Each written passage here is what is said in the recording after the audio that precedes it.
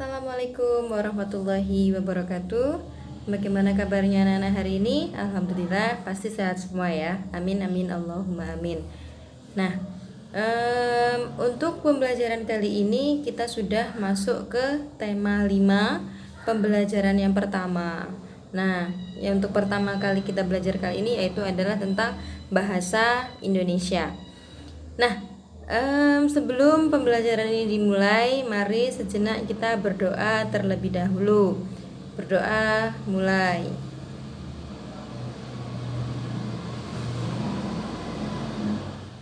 Berdoa selesai. Anak-anak silahkan dibuka LKS-nya halaman 3. Nah, untuk tugasnya anak-anak silahkan dicatat yang terpenting-penting tentang pengetahuan baru dari teks non-fiksi. Oke, sudah siap ya? Nah, pengetahuan baru dari teks non-fiksi pada setiap kali bacaan itu mengandung yang namanya informasi dan juga pengetahuan. Teks bacaan di sini berdasarkan isinya dikelompokkan menjadi dua jenis. Yang pertama itu adalah teks fiksi dan yang kedua adalah teks non-fiksi. Fiksi, non-fiksi. Nah, untuk pengertiannya, teks fiksi itu adalah suatu teks yang berisikan cerita hayalan ataupun fiktif. Jadi, teks fiksi itu adalah hayalan dari siapa? Dari seorang penulis. Jadi, seorang penulis itu memiliki imajinasi. Jadi, imajinasi dari seorang penulis itu adalah teks fiksi. Sedangkan teks non-fiksi itu adalah kebalikannya, yaitu teks non-fiksi adalah suatu teks atau karangan yang benar-benar terjadi atau berdasarkan fakta. Itu adalah teks non-fiksi. Untuk teks non-fiksi di sini penjelasannya itu biasanya berupa gambar. Setelah gambar itu ada grafik ataupun tabel, bahkan juga diagram. Tujuannya adalah untuk menjelaskan informasi yang ada dalam bacaan tersebut. Jadi sudah paham ya, kalau fiksi itu tidak nyata atau hanyalah imajinasi dari seorang penulisnya, sedangkan teks non-fiksi itu yang benar-benar terjadi dan juga bisa dibuktikan kebenarannya.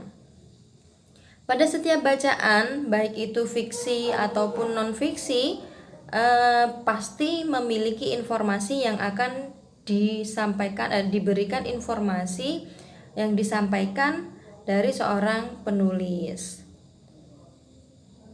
Untuk memperoleh informasi pada teks non-fiksi ini, kita dapat membuat yang namanya unsur dalam pertanyaan, yaitu dengan rumus 5W plus 1H. Jadi kalau kemarin kita belajar rumus 5W dan 1H itu adalah tentang unsur dalam berwawancara, sekarang ada juga di mana kita bisa menggunakan unsur 5W dan 1H ini untuk mencari informasi teks non-fiksi.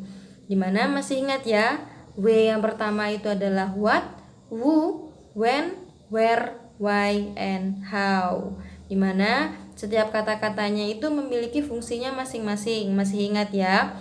Yang pertama what. What itu adalah untuk menanyakan benda ataupun tentang kejadian apa sih yang terjadi pada saat itu. Contohnya, kalau where itu adalah untuk menanyakan di mana. Jadi di mana. When itu adalah kapan. Who itu adalah siapa atau menanyakan tentang orang. Sedangkan why itu adalah tentang sebab, dan how itu adalah bagaimana. Mohon maaf, kebalik ya. Bagaimana. Jadi bagaimana suatu proses itu terjadi. Jadi sudah paham ya tentang rumus 5W dan 1H untuk menggali suatu informasi dari teks non-fiksi. Nah, untuk berikutnya silakan anak-anak dibuka LKS-nya halaman 14. Nah, di sini tentang teks non-fiksi. Coba diperhatikan ya. Pernahkah kalian membaca tentang perjuangan raja-raja pada saat melawan penjajah? Nah, kapan kira-kira? Nah, itu pada saat zaman dahulu, pada zaman Indonesia itu masih dijajah oleh bangsa lain atau negara lain.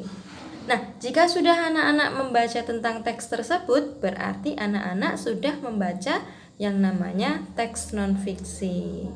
Karena apa? Karena teks non-fiksi itu adalah yang berisikan kejadian yang sebenarnya yang bersifat informatif. Informatif di sini adalah memberikan sebuah informasi yang penting. Untuk hal-hal yang terkandung di dalamnya, diantaranya adalah yang nyata dan juga benar-benar ada di dalam kehidupan kita. Untuk membuat teks non-fiksi di sini dibutuhkan pengamatan dan juga data sehingga isi dari teks tersebut itu bisa dipertanggungjawabkan. Di mana nanti ditanyakan apakah ini benar, apakah ini nyata? Iya, karena memang terjadi dalam kehidupan kita. Ada contohnya, antara lain itu adalah laporan ilmiah, teks pelajaran. Nah, untuk teks pelajaran yang seperti kita baca hari ini. Nah, teks pembelajaran itu adalah suatu teks non-fiksi yang benar-benar nyata dan juga benar. Yang berikutnya itu ada biografi. Untuk biografi di sini adalah anak-anak tahu ya, sebuah kayak riwayat hidup dari seseorang. Dan yang terakhir itu contohnya adalah teks pidato. Yang berikutnya itu halaman 17, silahkan dibuka tentang ringkasan dari teks non-fiksi. Untuk teks non-fiksi silahkan dibaca anak-anak ya. Dimana adalah karya yang bersifat faktual atau yang benar-benar terjadi. Beberapa jenis teks non-fiksi di sini antara lain kalau tadi ada laporan ilmiah, teks pelajaran, teks pidato. Nah, di sini ada juga artikel, makalah, dan juga karya ilmiah. Setelah membaca pada suatu bacaan atau itu teks non-fiksi, kita dapat menulis informasi yang diperoleh dalam bentuk ringkasan. Anak-anak pasti tahu ya ringkasan. Ringkasan itu adalah suatu penyajian singkat dari sebuah teks bacaan, di mana ringkasan tersebut berisikan gagasan-gagasan penting atau bacaan yang sangat penting, pokok-pokoknya saja. Nah, untuk membuat ringkasan ada yang perlu kita perhatikan. Nah, ada 5 langkah di sini untuk membuat ringkasan yang baik dan juga benar. Yang pertama itu adalah membaca dengan cermat untuk mendapatkan gambaran umum dari isi bacaan tersebut. Syarat yang terpenting ini anak-anak ya. Jadi kalian baca dari awal hingga akhir. Tidak boleh bacanya langsung setelah paragraf 1 belum selesai lanjut paragraf 2, paragraf 2 sampai berikutnya, itu tidak boleh. Jadi harus kita baca secara cermat. Yang kedua itu adalah memahami isi bacaan secara keseluruhan. Setidaknya kita sudah tadi kan kita gunakan unsur 5W1H itu untuk mendapatkan informasi. Nah, setelah itu kalian mulai mencatat dengan menandai kalimat atau gagasan-gagasan yang penting.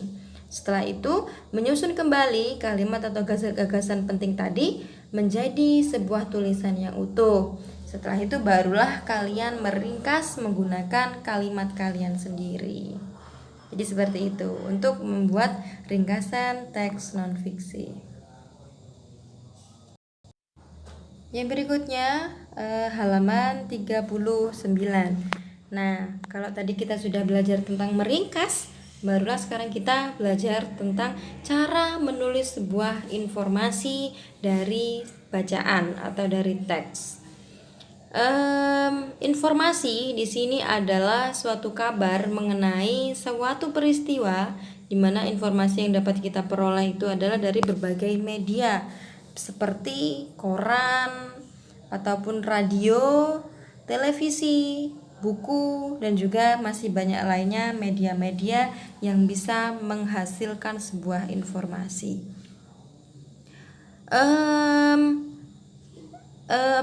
Informasi dapat kita tulis dalam bentuk ringkasan dengan cara mengambil intisari dari suatu teks. Jadi intisari itu adalah yang terpenting atau yang pokok-pokoknya saja. Jadi kita tidak perlu mencatat semuanya. Jadi kita cari di mana yang terpenting-pentingnya. Kalau semua kita catat itu namanya menyalin ya. Di sini ada beberapa langkah yang perlu kita ikuti dalam menuliskan sebuah informasi. Yang pertama itu adalah membaca naskah asli dengan seksama. Yang kedua, menuliskan poin-poin yang penting yang kamu ketahui. Jadi setelah kalian baca apa yang ada pada bacaan tersebut, baru kalian tuliskan. Dan yang ketiga itu adalah menuliskan poin-poin yang ingin kamu ketahui. Jadi untuk materi berikutnya akan dilanjutkan di video berikutnya. Bu Guru rasa di sini sudah selesai. Bu Guru akhiri. Wabillahi taufiq wal hidayah. Wassalamualaikum warahmatullahi wabarakatuh.